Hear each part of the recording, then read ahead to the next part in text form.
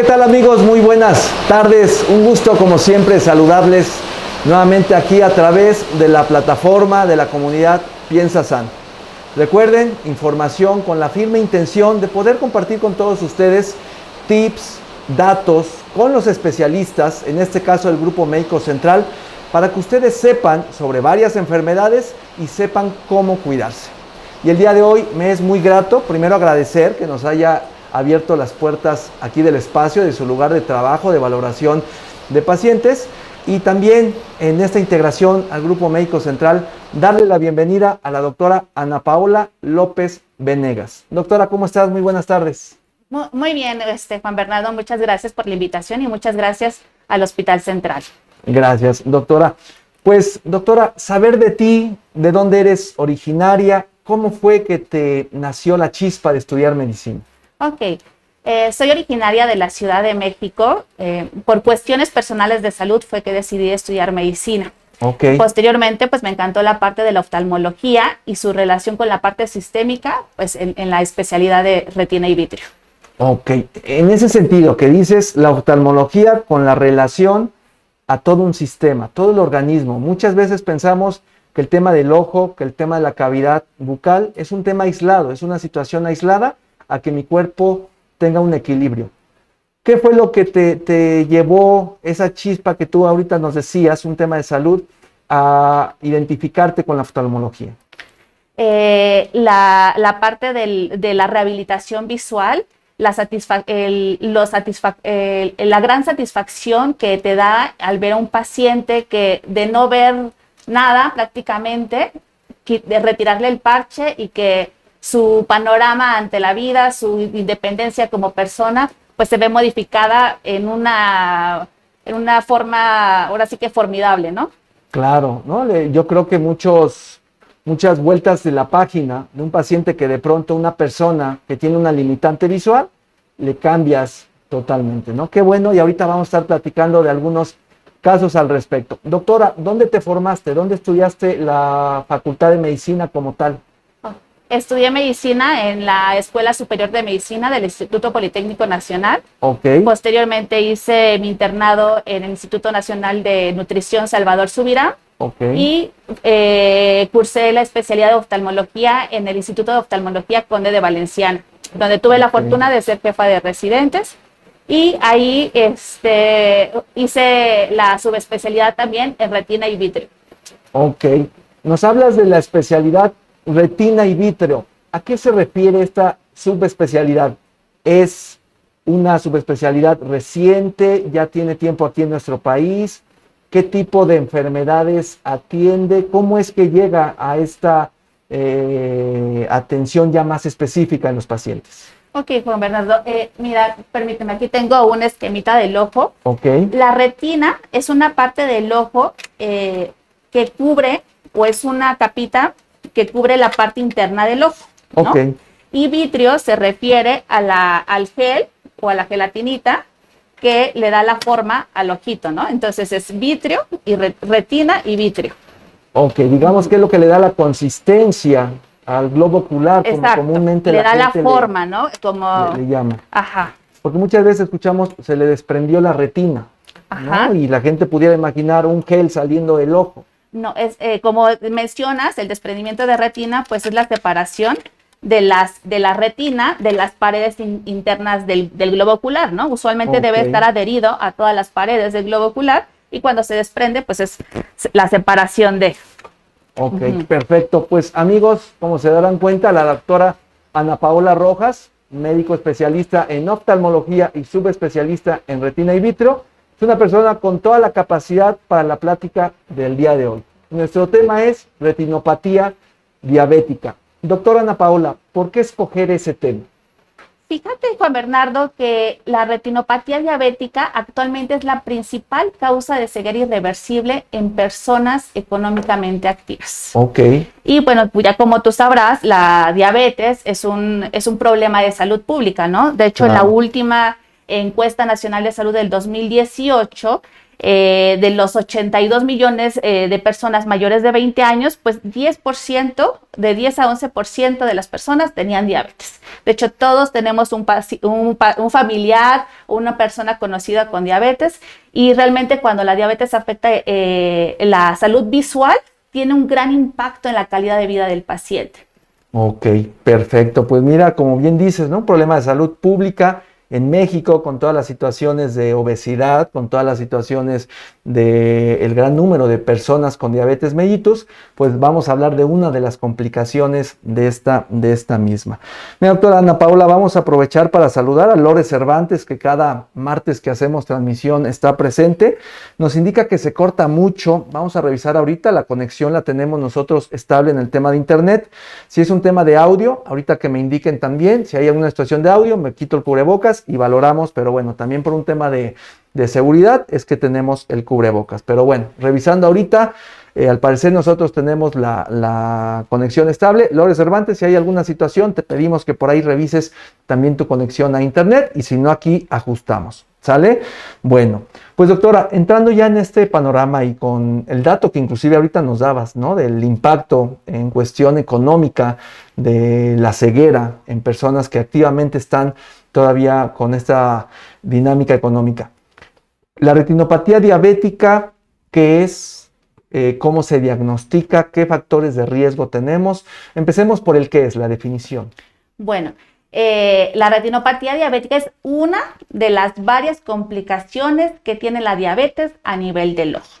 Y como les mencioné, pues es la afección de la diabetes en la capita interna del ojo, que se encarga de captar la señal y transmitirse a través del nervio óptico para su luego procesamiento en el sistema nervioso central. Entonces, la diabetes lo que ocasiona en las retinas es alteración principalmente de los vasos sanguíneos. Tenemos factores de riesgo, pues como ustedes saben, pues el principal es ser diabético, ¿no? Y entre más años con diabetes uno tenga, mayor el factor de riesgo para tener algún grado de retinopatía diabética, así como el control. Un paciente con más descontrol, mayor retinopatía diabética va a tener. Otros factores, pues es todo el síndrome metabólico, la hipertensión, el tabaquismo, dislipidemias, si cursa, por ejemplo, en las mujeres cuando cursan la etapa del embarazo. Perfecto. A eso iba, digo, lógico, ahorita nuestro tema, retinopatía diabética, nos lleva a uno de los principales factores de riesgo. Tú nos dabas otros detonantes como el ser obeso, como el tema de hipertensión o presión alta, como la gente le llama.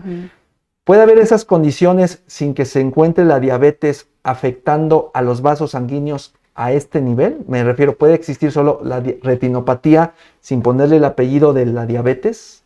Claro, o sea, hablar de retinopatía es una alteración en la retina, ¿no? Ya sea por diabetes, por el que es el niño prematuro, una alteración por alta miopía, pacientes con degeneración en la mácula, todas ellas son alteraciones a nivel de la retina, ¿no? Cada uno tiene sus mecanismos fisiopatológicos diferentes. Y en este caso, en el caso de la diabetes, pues como te comentaba, lo principal que se afecta son las paredes de los vasos. Es una microangiopatía, así como la del riñón, ¿no?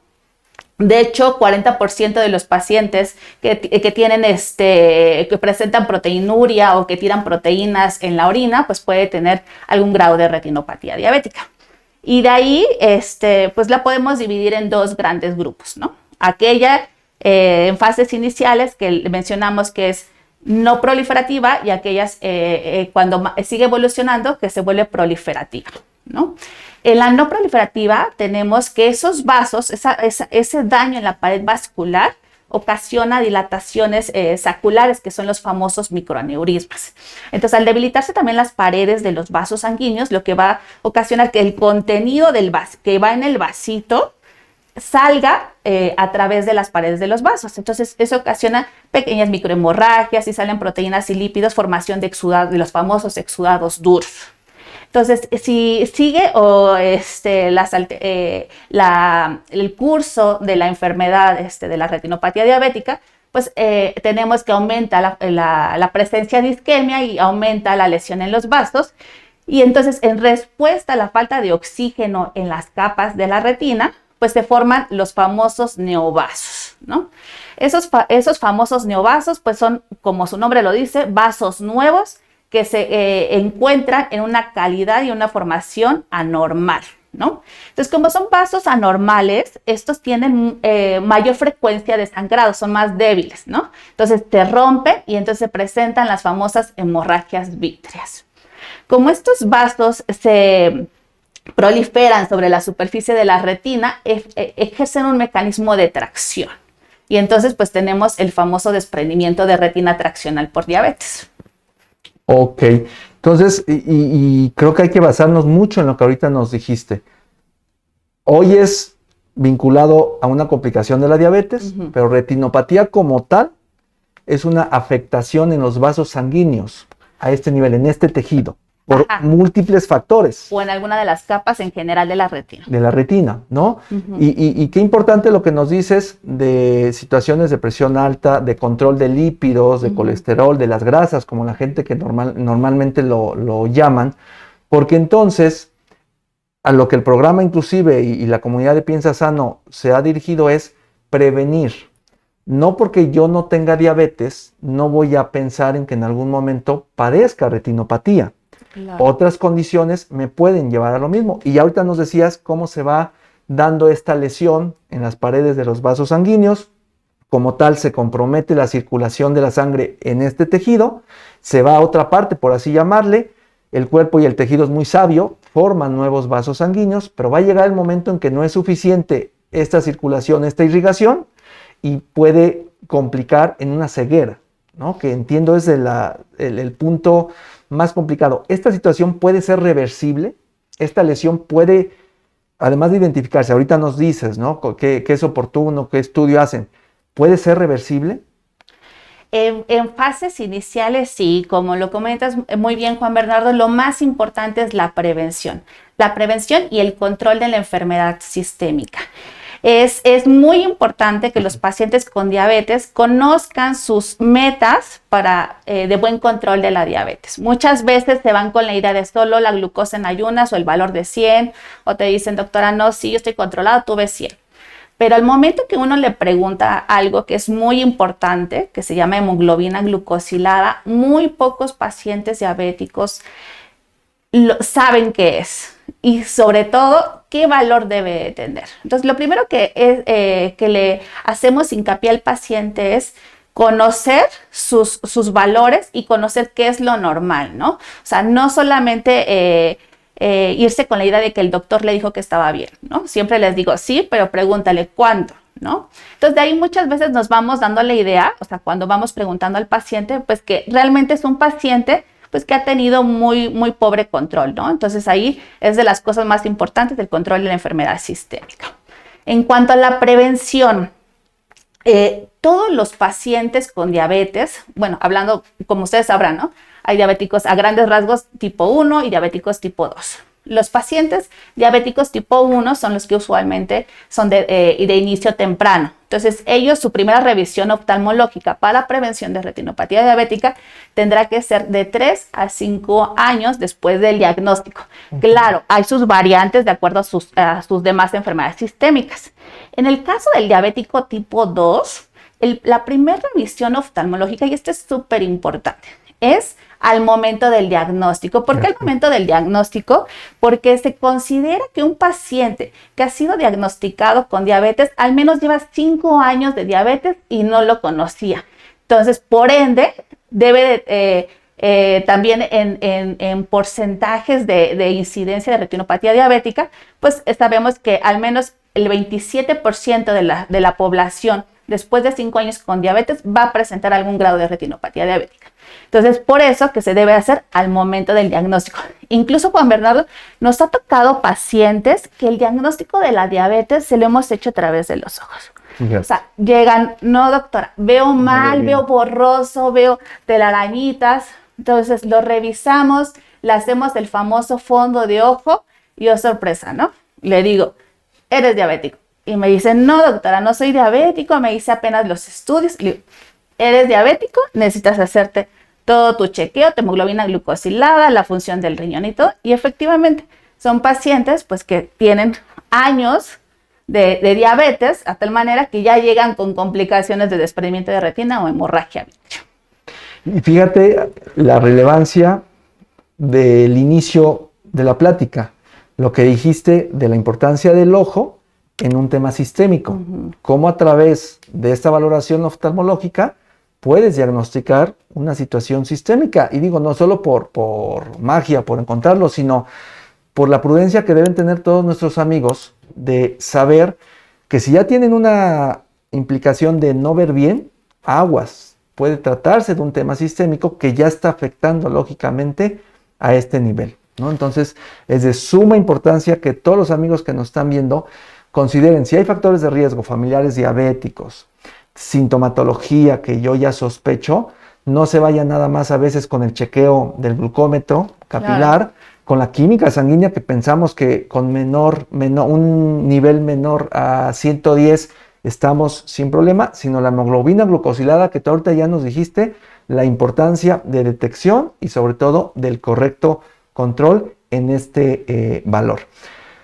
Si un paciente, como dices, ya tiene tiempo, ¿no?, de conocerse diabético, aguas amigos, recuerden, diabetes tipo 1, 3 años en promedio, 5 años, para hacerse su primera revisión. Son chicos que debutan en promedio a los 13, 15 años, ¿no? Debutan jóvenes, entonces estamos hablando que en promedio a los 18, no más de los 20, deberán de tener ya su primer valoración por un médico con esta capacitación o con esta experiencia y con los equipos, sobre todo, que ahorita nos vas a hablar al respecto. Y diabetes tipo 2 o mellitus, como la gente le llamamos habitualmente, al momento del diagnóstico. Por eso que nos decías. Ya que vienen a esta revisión, si ellos tenían algún antecedente de usar lentes o algo, ellos pueden identificar algo más que se agregue para decir sí o sí tengo que ir ya a esta valoración, pensando en que ya se conocen diabéticos y no como ahorita que nos dices que es importante desde el primer momento. Me refiero, puede agudizar algún problema que ellos tenían ya en la visión, alguna imagen, que se mareen, algún dato que ellos ubiquen en casa para decir sí o sí ya tengo que ir con la médica oftalmóloga. Sí, fíjate, la primera revisión, como mencionamos, y es bien importante recalcar, desde el momento que a uno se le dice el médico, eres diabético, ahí te tienes que estar checando los ojos, ¿no? Porque los síntomas son no nada más de retinopatía diabética, ¿no?, sino las afecciones de la diabetes en el ojo son muy variados. Por ejemplo, uno de ellos son los cambios de refracción o de graduación de lentes. Usualmente cuando empiezan o debutan con diabetes tienen 300, tienen 200. Entonces el metabolismo de la glucosa a nivel del ojo ocasiona hidratación del lente natural que tenemos, ¿no?, que se llama cristalino. Y ese cristalino es donde se forma, ahora sí que la famosa catarata, ¿no? Entonces, este cristalino, que es el lente natural que está dentro de nuestro ojito, responde a los cambios osmolares de las concentraciones de glucosa. Entonces, es muy común que, por ejemplo, en pacientes después de los 40, que se produce la presbicia, la famosa vista cansada, es decir, ya no podemos enfocar de cerca, después de un descontrol de la diabetes, lo que iba a presentarse paulatinamente, casi se hace súbito. Dicen, doctora, yo estuve internado porque se me subió el azúcar y ahora ya no puedo ver de cerca. Claro, porque se perdió la acomodación por hidratación del lente, ¿no? Entonces, los pacientes que usan refracción, pues sí cursan con un pequeño inestabilidad en la graduación, ¿no? Y también por ese tipo de cambios osmolares dentro de la dinámica del humor acuoso, pues se forman, o es más fácil que tenga el paciente con diabetes formación de catarata a una menor edad que se hubiese normalmente presentado, ¿no? O sea, son cataratas metabólicas. Cuando ya tenemos algunas fases de retinopatía diabética, sobre todo en la proliferativa, en la que hay formación de vasos nuevos, como les mencionaba, estos vasos son nuevos y son anormales y son frágiles, entonces sangran. Entonces es muy frecuente que el paciente se queje de que ven manchitas o que ven cabellitos que andan flotando y que les hacen estorbo para ver. Ok, entonces, muy importante de la primera valoración, el seguimiento que ustedes van a dar, ¿no? Sí, para que esto se limite, porque la famosa vista cansada el tema de alguna afectación de cataratas, si naturalmente se iba a dar por este envejecimiento, al encontrarse con diabetes, lógicamente aumenta o se acelera este proceso, ¿no? Esta afectación. Doctora, ¿cómo es la valoración? Porque muchas personas de pronto pensarían, o yo sí creo que hay un temor por revisarse en cuanto a retinopatía diabética, cuando de pronto ya el médico internista, el endocrinólogo, quien normalmente el médico familiar, quien normalmente lleva el control o el seguimiento de este paciente con diabetes, le dicen, tienes que irte a revisar. Yo sí creo que hay un temor, además de que ya tengan ellos o no algún dato. ¿Cómo es la revisión? Digo, llegarán, pero ¿qué estudio, el equipo, duele, no duele? ¿Cómo es esta valoración? Okay. Fíjate que la valoración es como una valoración en cualquier consulta, ¿no? O sea, debe de iniciar con la toma de la agudeza visual y la capacidad mejor corregida. Es decir, cuánto es lo que realmente el paciente alcanza a ver con sus lentes o con su mejor graduación, ¿no? Okay. Porque de ahí ya nos empezamos a dar cuenta, pues es un paciente que tiene baja visual porque ya no me está corrigiendo con los lentes, entonces tengo que buscar en qué momento o en qué punto del ojo está la alteración, ¿no? Si es la catarata, si es la retina, si es la presión.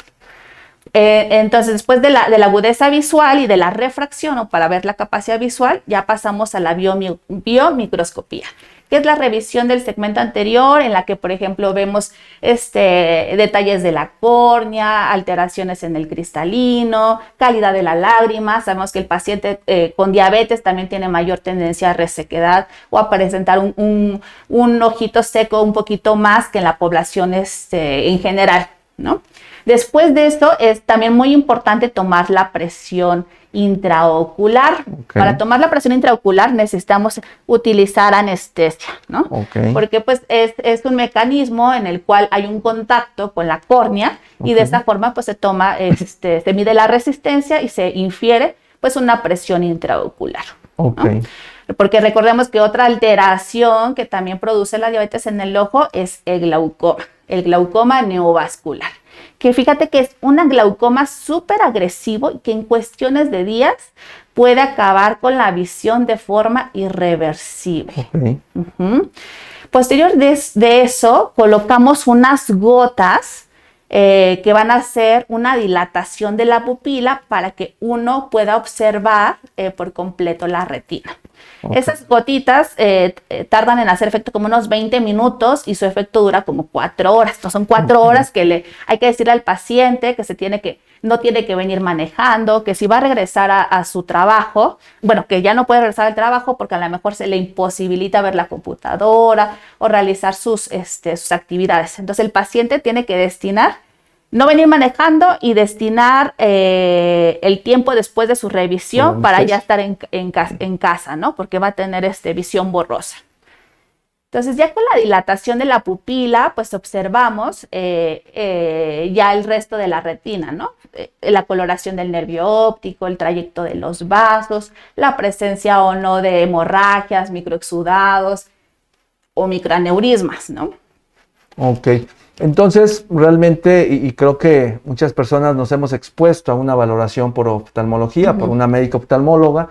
Sabemos que no es un tema doloroso, sabemos que es una valoración muy integral, como ahorita nos decías, son varias condiciones las que ustedes valoran, y cuando entiendo que es pensando en esta búsqueda de lesiones por retinopatía diabética, lo hacen de una forma más minuciosa, un tema más integral, ¿no? Además de laboratorios y el contexto general del cuerpo, como ahorita nos decías.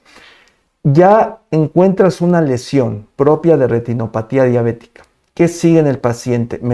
Quiero entender que hay grados, que hay severidad. ¿Qué alternativas, qué proceden los cuidados de este paciente? Mira, principalmente cuando en la parte no proliferativa, es decir, cuando todavía no hay formación de neovasos, pues es el control metabólico y la vigilancia estricta. Usualmente la revisión en un paciente con diabetes va siendo una vez al año, pero a medida que uno va encontrando fases de retinopatía diabética, los periodos de revisión se van acortando, ¿no? Entonces pueden ser 6 meses, incluso 4 meses. ¿Se puede, perdón doctora, limitar a razón de que se diagnosticó esta lesión ¿Solo es irla vigilando o hay alguna estrategia para limitar? La estrategia principal es el control metabólico Ok. en la fase no proliferativa. Ok. Cuando ya cambiamos a la fase proliferativa, es decir, ya hay formación de nuevos vasos, eso quiere decir que ya hay peligro de baja visual. Y por lo tanto, como ya hay peligro de baja visual, ahora sí tenemos que brindar tratamiento, que en este caso varía de las características de la proliferación, ¿no? Proliferaciones chiquitas o sangrados pequeños, podemos mejorarlos o darles tratamiento con solo aplicación de rayo láser. O sea, eso no es cirugía, es un procedimiento que se hace en un consultorio, en una lamparita como esta, que viene adaptada a un rayo láser, ¿no? Y las sesiones usualmente se van haciendo 2 sesiones iniciales y después dosis respuesta. Es decir, sigue activo, aplicamos un poquito más, siempre y cuando sigan existiendo espacios para su aplicación. ¿Por qué? Porque también eso es importante. Llega un momento en que el paciente puede seguir descontrolado, ya lleva 3, 4 sesiones y ya no hay espacios para colocarle más rayo láser. Entonces, esa también es otra indicación para llevar a cabo cirugía. O cuando ya los vasos ejercieron un mecanismo de tracción en la retina y la están despegando o la están levantando de las paredes del globo ocular, ahí también es cuando ya, ese es un criterio para llevar a cabo cirugía. En este caso, en los pacientes diabéticos usualmente son cirugías combinadas. La cirugía de la retina se llama vitrectomía. Vitrectomía, correcto. Pero decimos que son combinadas porque usualmente van acompañadas de una cirugía de catarata por 2 motivos. Uno, porque ya sabemos que el paciente con diabetes va a formar una catarata a menor tiempo. El segundo motivo es que pues, para la cirugía necesitamos un medio transparente que nos los dan los lentes intraoculares para poder realizar una reparación de la retina.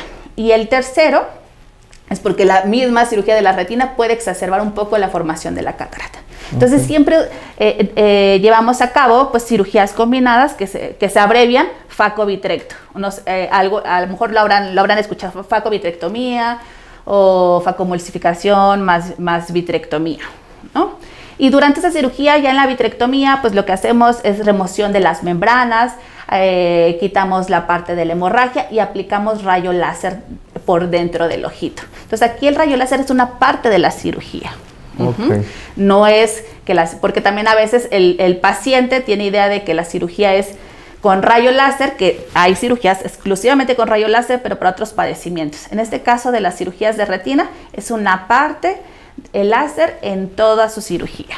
Ok, perfecto. Entonces, sí hay alternativas, sí se puede limitar la lesión, inclusive el que se adelante la presencia de catarata, como ahorita bien nos lo decías, y entiendo que es un seguimiento integral, a donde son valoraciones, claro, donde son sesiones con láser, donde se identifica si hay una complicación mayor, para entonces llevar a este paciente a cirugía para un tratamiento pues más radical y que esto lógicamente mejore las condiciones que creo que todos, el sentido de la vista es algo muy importante para nuestro día a día y también en este contexto de llevar una vida estable y de pronto ya como complicación de diabetes, yo creo que a todos nos limita. Sí, y sobre todo, como le digo al paciente, seguir conservando su independencia, claro, ¿no? Porque muchas veces a lo mejor uno no aprecia el poder comer solo, el poder desplazarse al baño, pero cuando se ve, uno observa que el familiar o algún paciente, algún conocido se ve limitado en hasta realizar estas tareas básicas, es cuando, pues, o sea, uno piensa, pues, que hubiese dado un tratamiento oportuno, ¿no?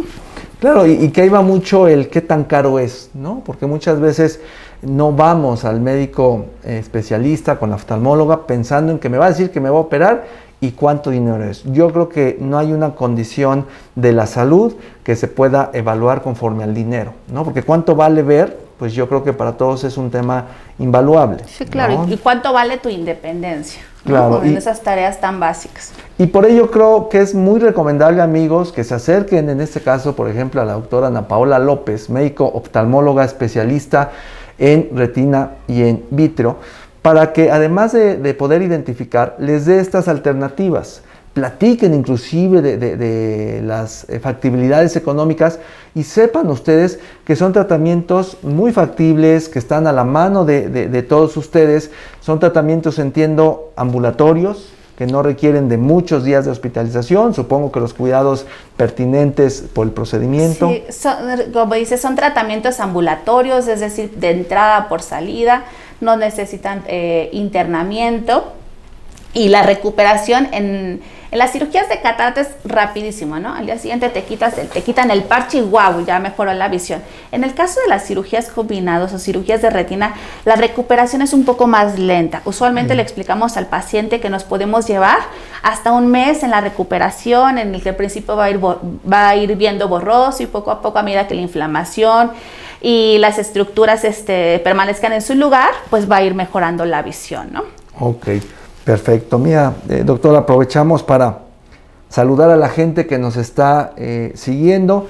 Norma Jaime nos dice, buenas tardes, mi marido perdió la visión por esta enfermedad, la perdió en 6 meses, ¿no? Lo que ahorita decías, puede avanzar. Lógico, supongo ya había un antecedente, ¿no? Y ya había ahí factores que exacerbaron esto. Y dice, le realizaron 3 cirugías, pero no fueron positivas. ¿Qué pudo haber pasado en esta situación? Sí, fíjate que lo que siempre también le comentamos a los pacientes, y esa es la importancia que seguimos recalcando, la atención oportuna, entre más pronto te des tu atención y encuentres una retinopatía diabética no tan avanzada, mucho mejor será la respuesta al tratamiento, porque como les comento a los pacientes, la retina pues es una extensión del sistema nervioso central, son células nerviosas, y así como cuando a un paciente le da un evento vascular que puede tener cierto grado de secuela, lo mismo pasa en la retina, ¿no? Muchas veces pues nos encontramos en un paciente pues ya muy complicado, con un desprendimiento de retina, con ya agregado glaucoma, hipertensión en el ojo, pues que a pesar de que la situación anatómica o final después de la cirugía está correcta, a veces funcionalmente no nos traduce una visión como la quisiera el paciente, ¿no? Entonces, sobre todo es diagnosticarlo a fases tempranas, porque si lo encontramos ya a fases tardías, la probabilidad o la expectativa visual ya va a ser mucho menor, porque tenemos esa parte de que puede quedar una secuela al ser la retina, células nerviosas del sistema nervioso central. Claro. Entonces, muy importante, y creo que estos 3 factores que la doctora Ana Paola López, médica oftalmóloga, nos está diciendo. Primer punto, detectar a tiempo o lo más pronto posible, ¿no? Hablamos de la enfermedad como tal de diabetes mellitus o diabetes tipo 1, y de ahí acudir lo más pronto a la valoración por oftalmología. 2, el correcto control de la enfermedad como tal de base, que es la diabetes mellitus o diabetes tipo 1, a donde pues ya sabemos las condiciones físicas, el tema de la alimentación y esta integridad en la atención. ¿A qué voy? Que vayamos con los médicos especialistas con la capacidad y la experiencia que se requiere por todas las complicaciones que sabemos que esta enfermedad da. Y 3, es el seguimiento ya como tal al haber identificado la lesión correcta, y no queremos decir, como ahorita nos dice Norma, ¿no? Algún tema del procedimiento o algo, no, sino si no se detectó a tiempo, si no hubo un correcto seguimiento en el control, pues muy probable ya al momento del procedimiento solo fue para limitar lo que en ese momento ya estaba lesionado y ya no iba a existir un resultado esperado, en este caso por el paciente, que era lógicamente mejorar la visión, ¿no? Entonces, exacto, muy oportuno, si ya se detectó, si ya se ofreció el tratamiento o los tratamientos, como ahorita nos decía la doctora, que puede ser en varias fases, que pueden ser en consultorio, a través de láser o ya una cirugía a donde de raíz van a tener una lesión mayor, yo creo que eso es la clave del éxito, ¿no? El poder integrar este tipo de situaciones. Doctora, ¿qué acompañamiento tiene que dar el familiar? ¿No? Nosotros hemos ya en otras charlas con colegas el papel del familiar. En esta situación de la retinopatía diabética, ¿qué papel juega el familiar? Pues mira, los familiares son súper importantes en el acompañamiento del paciente con diabetes, Uno, porque como te digo, o sea, el paciente con retinopatía diabética pues usualmente llega con baja visual, siendo dependiente de sus, no nada más de un familiar, sino de varios familiares, ¿no? Hasta para sus tareas básicas. Entonces, el familiar nos impacta en el apego al tratamiento, en el que no solamente se busque solucionar el problema de los ojos, sino tratar ahora sí que todas las complicaciones de la diabetes de forma sistémica, por ejemplo el riñón, ¿no? Entonces muchas veces ojo y riñón van de la mano. Okay. Entonces si función del riñón no está bien, pues eso también le va a tener un impacto en la respuesta al tratamiento en los ojos. Entonces, los familiares pues nos apoyan mucho en el control del paciente, en el llevar al paciente a los diversos médicos, porque muchas veces ya no solamente es uno, sino tiene que ir con el endocrinólogo, con el nefrólogo, con el oftalmólogo, y pues, ahora sí que párale de contar, ¿no? Claro. En la adquisición de sus medicamentos, y también en la parte de la rehabilitación, ¿no? Sobre todo cuando, como tú dices, tienes o te encuentras un paciente que pues finalmente no fue favorable su resultado, pues también es un duelo para el paciente, claro, que lo tiene que acompañar pues el familiar para que él se pueda readaptar a una nueva condición, ¿no? A una condición que antes no tenía. Claro. ¿Y hay alguna otra alternativa? Doctora, me refiero a algún tema de otro medicamento vía oral, alguna otra tendencia que de pronto pudiéramos escuchar para limitar complicaciones de la diabetes mellitus.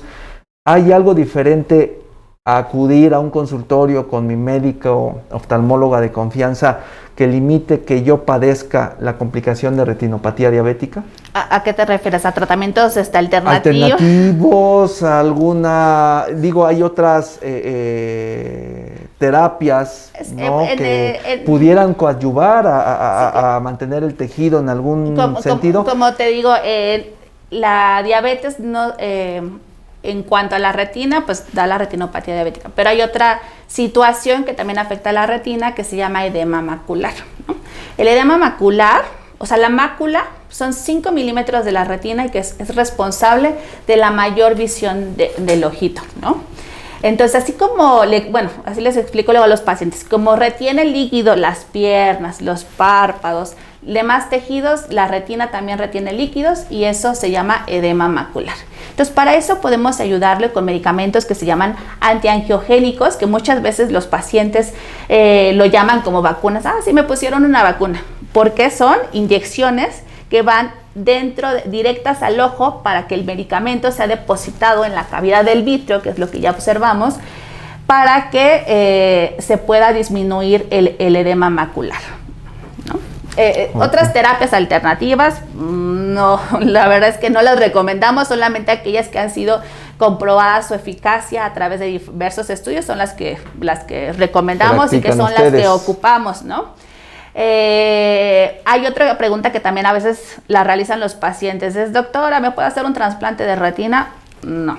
O sea, en el ojito te podemos cambiarte a hacer un trasplante de córnea, te podemos quitar la catarata y ponerte un lente intraocular, pero no podemos cambiar ni la retina ni el nervio óptico, precisamente porque esa es la conexión hacia el sistema nervioso central. Perfecto. Entonces, qué importante ahorita, ¿no? Este dato. Puede haber otras terapias que coadyuven a otras complicaciones, inclusive de diabetes mellitus, pero sí o sí en la complicación de retinopatía diabética es esencial acudir con mi médico oftalmóloga de confianza, que me deje llevar en esta valoración integral que ya ahorita nos decía, con varios equipos, con varias dinámicas para poder detectar oportunamente el grado de lesión y sobre todo ofrecer qué terapias pueden limitar e inclusive en algún momento, en alguna pauta, mejorar la complicación que en este momento ya se está presentando, ¿no? Otras terapias, amigos, no van a ayudar en este caso. Ya si es para otras situaciones, bueno, también no estamos en contra, inclusive creo que médicamente se pudieran recomendar en otro sentido, pero ahorita no es el caso. sí o sí, amigos, tenemos que ir con nuestro médico oftalmóloga Ana Paola López. Es aquí una de las recomendaciones, y si no, con su médico de confianza, pero muy importante que sí se hagan valorar por médicos especialistas con la capacidad, con la experiencia, y creo que también con el profesionalismo, ¿no? El humanismo que debemos de manifestar en las consultas. Pues doctora, mire, ya vamos acercándonos al final. Reviso aquí por si hay algún otro comentario o pregunta.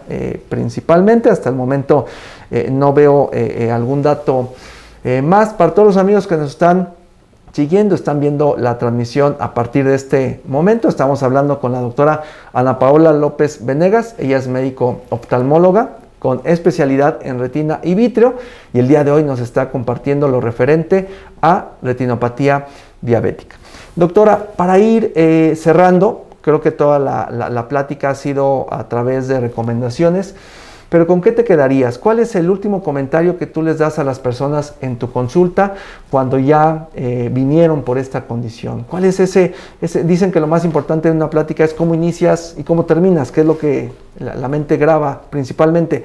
¿Tú cómo cierras, cómo recomiendas, qué tema para que el paciente se sensibilice y sobre todo se atienda para limitar esta complicación? Okay. Sobre todo es la prevención, ¿no? La prevención en el aspecto metabólico. El control metabólico es súper importante en cualquier proceso de atención a nivel oftalmológico, y pues bueno, la prevención a nivel oftalmológica con tu revisión de fondo de ojo, tengas o no tengas baja visual, hay que revisarse. Ok, perfecto. Mira, aquí Norma nos hizo una pregunta. Digo, Norma, le pregunto antes de que acabe la emisión. Dice, tiene 3 horas, supongo que son gotas de difiliprednato, otra Brofevac, atropina, le dieron luego de la cirugía y sigue. Mi duda es por qué tantas, supongo que tantos medicamentos o tantas son necesarias hasta ahora. Entiendo que por la situación de ceguera. La pregunta es si son necesarios estos medicamentos para limitar o cambiar alguna condición de la retinopatía diabética. Usualmente cuando se pierde la visión, el ojo sigue un proceso de involución interna, y eso muchas veces conlleva dolor. Entonces es muy diferente tener un ojo que no ve y aparte un ojo que no ve y aparte me duele. Entonces las gotas que mencionas, entre ellas la atropina o el acetato de prednisolona, son usualmente gotas que se dan en ojitos ciegos que pudieran llegar a tener dolor. Por eso es que se ponen varias gotas. Ok, por eso esta parte del difiliprednato, la otra Brofevac y la atropina, ¿no? Entonces, bueno, muy importante, Norma, que de inicio sigas las recomendaciones del médico o la médico que te esté valorando a tu esposo. Y 2, como ahorita, ¿no? Pues ante alguna duda, pues el poderla aclarar, ¿no? Y ya nos dijo la doctora, además de la condición que ya limitó la visión de tu esposo, hay que atender otro tipo de consecuencias, como es el dolor, ¿no? Entonces, pues sí, muy importante que lo sigas administrando en tu familiar. Bueno, doctora, pues además, y ya cerrando, ¿qué otros padecimientos principalmente se pueden, valoras, atiendes aquí en este bonito espacio muy ameno, de mucha armonía? Pues realmente atiendo a la población en general, desde los bebés, que ya será ahora sí que tema de otra conversación, claro. Lo del tamiz neonatal, retinopatía del prematuro, errores de refracción en niños, alteraciones, todas las que conllevan baja visual, formación de catarata, desprendimiento de retina, agujeros maculares, membranas epirretinianas. Entonces es una sinfín de alteraciones y patologías que podemos detectar, diagnosticarles y darles tratamiento, que bueno, cualquier persona desde cero, recién nacido, traumas, accidentes, heridas corneales, rupturas de globo ocular. Perfecto. Todo lo referente al ojo, aquí con la doctora Ana Paola López, con toda la confianza, con toda la experiencia, para que se puedan atender nuestros amigos y sobre todo pues seguir las recomendaciones para seguir gozando de este bonito sentido, ¿no? Que la vida nos dio, que es la vista. ¿Algún número, alguna vinculación para los amigos que ahorita nos están siguiendo y quienes van a replicar esta emisión, doctora? Un número telefónico, algún correo con confianza, por si existen dudas sobre lo que hoy platicamos, puedan vincularse directamente contigo. Sí, mira, nos encontramos en el consultorio 17B de la UME 1, del acceso del lado de urgencias en el tercer piso, y podemos hacer citas al 241-132-24-43. Ok, a ver, 241-132-24-43. Ahí lo vamos a aclarar ahorita en un comentario en la emisión, para que todos los amigos que tengan alguna duda sobre esta plática, pues puedan vincularse con la doctora Ana Paola López, médica oftalmóloga, especialista en retina y en vitro. Y recuerden, todos los padecimientos o todas las situaciones referentes al ojo, con toda confianza puedan dirigirse con ella. Pues, doctora, primero agradecerte la disponibilidad en tiempo. Sabemos que nos apoyaste en un espacio de tu agenda para dar puntual atención a muchas dudas que nuestros amigos pudieran tener respecto a retinopatía diabética. Y como bien dices, estamos sabedores que no va a ser la última emisión contigo. Tenemos más temas en el tintero que tú nos irás compartiendo. Agradecerte mucho, de verdad, el poder coincidir este día. ¿Algún comentario, saludo que quieras hacer? No, pues muchas gracias por la invitación y muchas gracias al Hospital Central.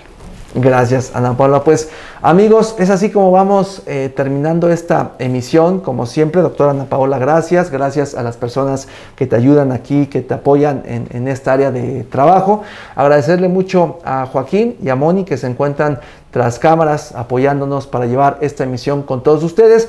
Recordarles, hemos pausado en algunas semanas, y no por otra cosa, igual la dinámica con ustedes, sabemos que de pronto semana con semana se puede limitar, por eso damos un espacio, por eso vamos invitando a los médicos especialistas para que puedan preparar un tema y lo puedan expresar de esta manera. Entonces, estaremos compartiendo con ustedes el post del siguiente Facebook Live que podamos hacer con todos ustedes.